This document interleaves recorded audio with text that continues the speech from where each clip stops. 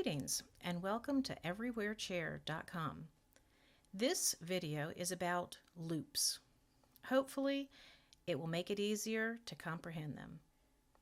There are loops in the seat and loops in the back. Seat loops can be different sizes. You may have round sticks in the seat, or flat sticks in the seat, or no sticks in the seat. Side note, if the fabric is tacked on, please order the seat with a 1-inch loop, and that area can be used for attaching the fabric on.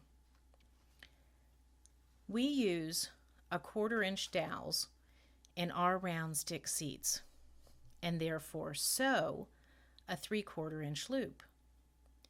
We use 9/16 by 1/4-inch wooden rectangles for our flat stick seats, and therefore sew a 1-inch loop. The back loops can also be different sizes depending on what size spindle or post is on the chair. The next method is an easy way to determine the spindle or post size. Get something flat. It could be a hand towel, a scrap of fabric, a paper towel, or even a Kleenex. Wrap whichever choice around the spindle.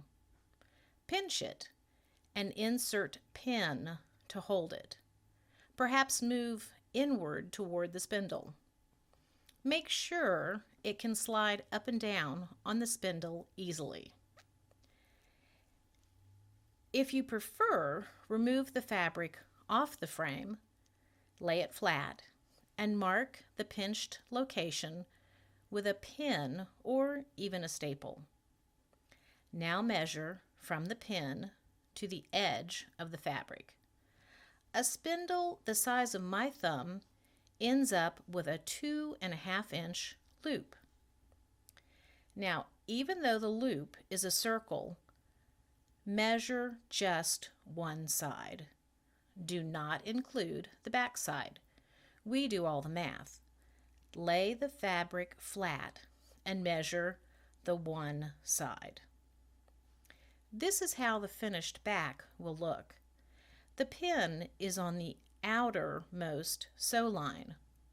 To verify the correct size for replacement cover, this is where the measurement is taken from your current canvas.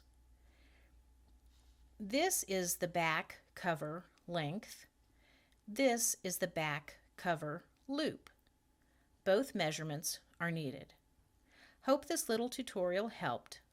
Thank you for your interest in everywherechair.com.